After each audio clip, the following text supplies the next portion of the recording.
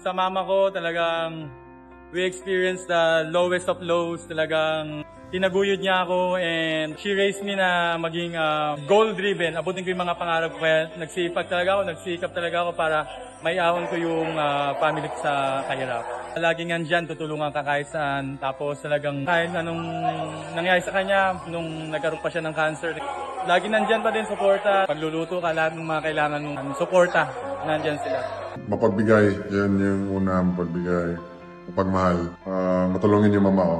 Especially pag may mga relatives na nangangailangan, never siya na nag-hesitate na tumulong. So, ayun, Happy Mother's Day sa lahat ng mga mama dyan. Kahit yung mga father na tumatayong mama sa mga anak nyo. Na-appreciate namin kayo. Strong-willed, good heart, ambitious in regards of her children. My mother was always with me. She raised 3 children on her own.